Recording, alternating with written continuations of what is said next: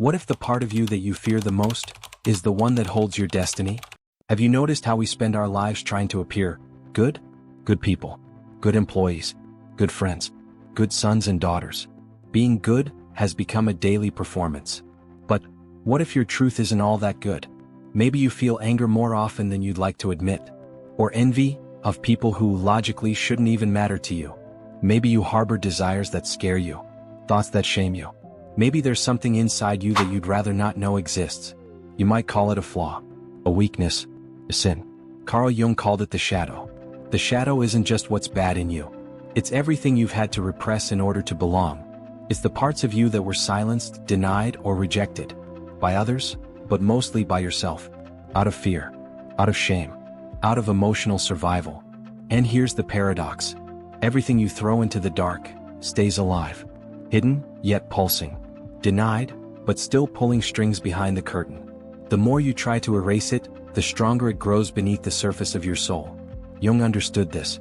A Swiss psychoanalyst, once a disciple of Freud, then his defiant rebel. Jung ventured into places most dare not go. The collective unconscious, archetypes, myths, dreams, and inner demons. And he uncovered a brutal truth. Light is not born from the denial of darkness, but from walking straight into it. The shadow isn't something you should kill. It's something you must meet. It holds the key to your growth, to your creativity, and perhaps to your purpose. But that demands a kind of courage most people don't have. The courage to face yourself. No masks, no filters, no excuses. We live in an era where the ideal self is everywhere. You open Instagram and you're flooded with smiles, success, flawless bodies, curated lives. The modern world sells us an ideal of light. Be positive, be productive, be perfect, and anything that doesn't fit that frame gets silenced, diagnosed, labeled as a flaw. But there's a part of you that refuses to be silenced. A part that screams quietly. In your dreams. In your addictions. In your anxiety attacks. In the sudden anger with no clear cause. In the tears you can't explain. In that hollow feeling even when everything seems to be going right. That part is your shadow. And it's trying to show you something. You can keep ignoring it, or you can start listening. Because deep down the real question isn't, how do I hide the darkness within me? But rather, what is this darkness trying to say? That's where the journey begins. No one is born hiding who they are. A baby cries when it's hungry, screams when it's angry, laughs when it's joyful. There is no filter, no self-editing, only wholeness, raw honesty. But over time something begins to shift. Parents correct, teachers discipline, society shapes, and slowly you absorb a quiet but powerful lesson. To be loved, I need to hide certain parts of myself. That's how the shadow is born. Jung observed that every human being builds a persona, a social mask, to survive in the world. The persona isn't a lie, but it is incomplete. It reveals what's acceptable, and everything that doesn't fit into that mold gets pushed into the shadow. Picture a brightly lit stage. Everything you present to the world is in that spotlight. But behind the curtain, in the dark, lie all the characters you've hidden. The jealousy you learned to suppress. The anger you were told was ugly. The tenderness someone convinced you was weakness. The desire that clashed with your family's moral code. The ambition that felt too selfish to admit. Each of those parts gets pushed inward. And the more you repress, the more the shadow grows. But here's the thing. The unconscious doesn't stay quiet. The shadow doesn't disappear. It adapts. It camouflages. And then it starts to act. Between the lines of your everyday life. You feel a sudden rage towards someone, and you have no idea why. You harshly judge others for behaviors you yourself suppress. You sabotage your own success, because deep down you don't believe you deserve it. Jung called this projection. All that irritates us in others can lead us to an understanding of ourselves. The shadow is the mirror you don't want to look into, but it keeps reflecting, even when you turn your face away. And modern life, rather than helping us integrate the shadow, feeds it with more layers of repression. We live in an age of hypervisibility, where everything is measured, compared, exposed. Your persona becomes your profile, your feed, your reputation. Social media has built a global stage, and on that stage vulnerability is a liability. Anger looks like a lack of control. Sadness is seen as drama. So you train yourself to appear fine, all the time. But on the inside, something twists. The shadow grows behind the curtains. and begins to leak out as chronic anxiety, emotional outbursts, addictions, emptiness. You look outward for answers, but the real question lives inward. What am I trying to hide from myself? Maybe it's not something evil. Maybe it's just a real vital part of you that never got a chance to be embraced. The shadow isn't just made of what you label as bad. Sometimes it's your power that you shut down, your courage, your sexuality, your sensitivity, your righteous anger, all the parts of you that were simply too much for the world around you. Depth psychology reveals something most of us were never taught. The shadow is not just a container of darkness. It's a vault of unrealized potential. It holds the parts of you that had to be cut off, just so you could fit into the world. But now, you no longer fit inside yourself. That quiet emptiness so many feel today, that persistent, low-frequency discomfort, may be the echo of everything that was buried alive. And maybe, it's time to dig. Imagine a single light bulb in an empty room. It illuminates everything, or so it seems. But the brighter the light, the darker the shadow cast behind the objects. That's what happens when a human being tries to live only in the light. When we force constant happiness, wear optimism like armor, pretend everything's fine, while falling apart inside. We live in the age of mandatory positivity. Think positive. Be grateful. Raise your vibration. Cut out toxic people. The intention might be good, but the result can be catastrophic. Because when we try to amputate everything uncomfortable, everything dark or complex, we end up mutilating the soul itself. Carl Jung was unapologetically clear about this. No tree can grow to heaven unless its roots reach down to hell. In other words, there is no rising without descent. No real transcendence without facing the underworld of the psyche. But what we see today is a kind of emotional performance. A curated theater of healing. Social media is full of gurus selling magic formulas, daily affirmations, gratitude lists, ways to manifest abundance. And yes, some of it might hold real value, but only if you're not using it to escape yourself. The shadow, when ignored, doesn't vanish. It disguises itself. Repressed anger becomes constant irritability. Denied fear becomes paralysis, hidden as procrastination.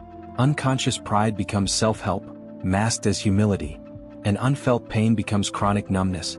In alcohol, in food, in sex, in endless scrolling. The more you avoid the shadow, the more life turns into an emotional minefield.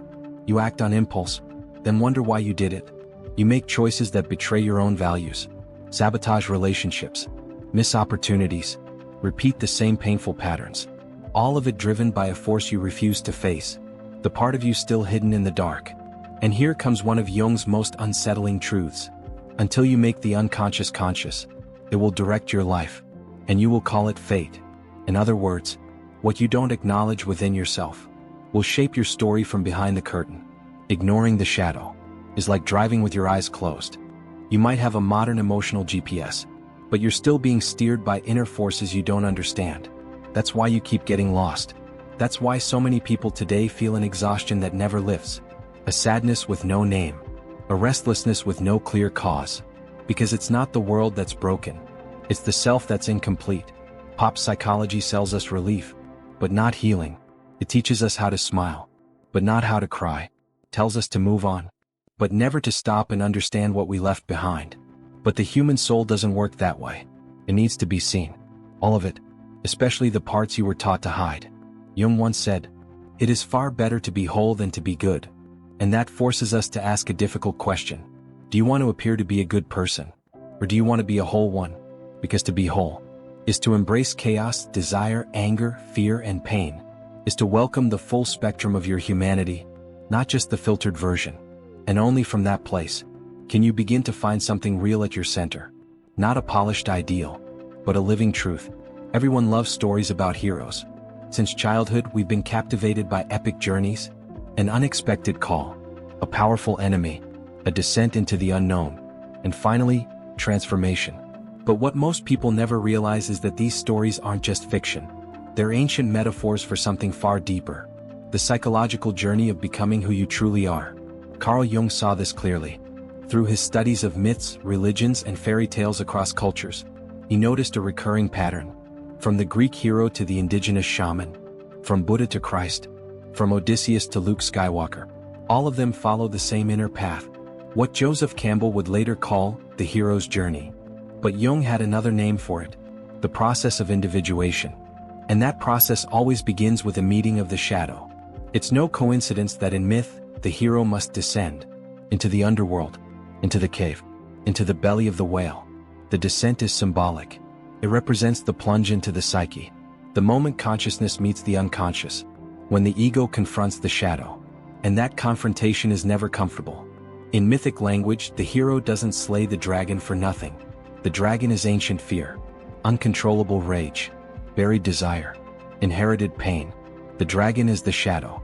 But here's the secret Jung left us. You don't conquer the shadow by fighting it. You overcome it by integrating it. True courage is not found in destroying the darkness within you, but in turning to face it and saying, "You are me too." Jung said, "One does not become enlightened by imagining figures of light, but by making the darkness conscious." Light doesn't come from striving to be good. It comes from sincerely recognizing everything you are, even the parts that terrify you. To face the shadow is to walk through the dark night of the soul, to realize that the enemy you've been avoiding might actually be your guide, that the part of you you're most ashamed of might contain your greatest power. Maybe the anger you hide holds your ability to set boundaries. Maybe the sadness you suppress is your deepest well of empathy. Maybe the aggression you choke down is your power to act. And the envy you deny, it might be your most honest longing to grow. The shadow isn't psychic trash. It's unprocessed material. It's vital energy cut off from your system. And now it wants to return. And the shadow always returns. In strange dreams, in emotional outbursts, in existential breakdowns. Or, if you're brave enough, in a moment of silence when you finally say, "No more running." That's the moment the real journey begins. Not with a map, but with a mirror. And maybe as you look into that mirror, you'll see something you never expected. Not a monster, but a forgotten ally. A part of you that just wanted to be heard. Individuation for Jung was exactly this: the process of becoming whole, by bringing together conscious and unconscious, ego and shadow, light and darkness. Not to be perfect, but to be real. Have you ever wondered why certain themes keep coming back in your life? Patterns that repeat, feelings that linger, strange dreams, irrational fears, unspoken desires. It's as if a part of you has been trying to get your attention, and you just keep looking away. But what if I told you that what you've been avoiding for years might be exactly what you need to find? Carl Jung wrote, "The thing you most need to find will be found where you least want to look." That's not just poetry. It's a map. You're searching for purpose. But what is purpose, if not the full expression of who you truly are? Not what others expect of you. Not what looks ideal on paper. But what pulses within you with raw, untamed force. Even if it scares you. The shadow in this sense isn't just a threat. It's a compass. It points toward everything you've repressed, denied, or feared, and that may contain the seed of your deepest calling. Jung understood that the unconscious isn't just a warehouse for trauma. It's also the birthplace of creativity, of intuition, of genuine talent, of the self. But to access that level, you have to make peace with pain. And that's where most people stop. Because they want purpose without confrontation, clarity without confusion, growth without discomfort. But the real process moves in the opposite direction. It asks you to descend into what shames you, to listen to what you've silenced for years, to admit that you feel anger, envy, desire, jealousy, weakness, and that none of it makes you bad. It makes you human. More often than not, what wounds you most is also what shapes you. Gabor Mate, a physician and contemporary thinker deeply influenced by Jung, once said, "Trauma is not what happens to you. It's what happens inside you. As a result of what happened." And what happens inside? Repression, inner division, the loss of the authentic self in exchange for acceptance. But the shadow guards that authentic self. That child who once knew exactly what they wanted before being tamed. That voice that was silenced, but still echoes quietly beneath the surface of your pain. And when you begin to truly listen to that voice, something changes. Not in fireworks, not in grand gestures, but in a subtle, almost sacred feeling that you've come home. You stop living to please and start living to be. You stop asking what the world expects of you and start asking, what has been calling me for years that I've never had the courage to answer? Sometimes it's a vocation. Sometimes it's a project you abandoned. Sometimes it's a talent you've buried out of fear of failure. Sometimes it's a way of living that goes against everything you were taught. but makes you feel alive. And sometimes, it's simply the desire to break free from the persona and finally integrate the shadow. Purpose isn't a destination. It's a return, a movement of integration, of inner reconciliation. And everything you've been avoiding might be exactly what's meant to guide you. What if the thing you fear the most is the very thing trying to set you free? You've spent years hiding parts of yourself.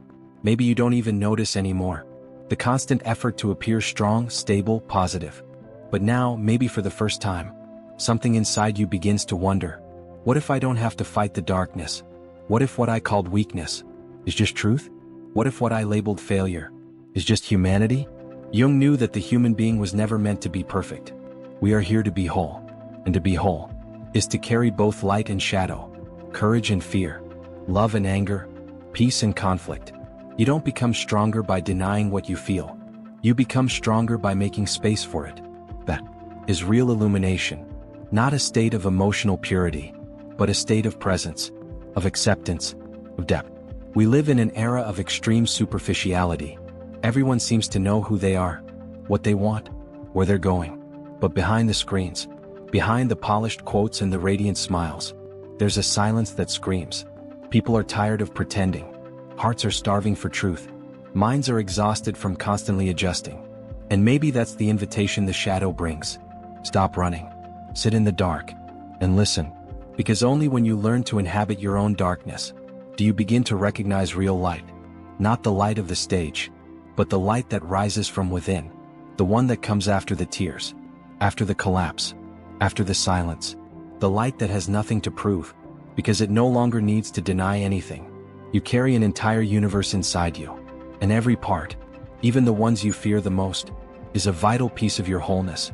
Jung wrote, "Wholeness is not achieved by cutting off a portion of one's being, but by integration." So maybe, your purpose isn't to find yourself, but to gather yourself, piece by piece, light by shadow, fall by rise. You don't need to become someone else. You need to become whole. If something in you resonated with this, leave a comment. I accept my paradox. And if reflections like this bring you closer to yourself, subscribe to the channel. We're only just beginning to unearth the contradictions that make us human. Maybe your darkness isn't the end. Maybe it's the beginning.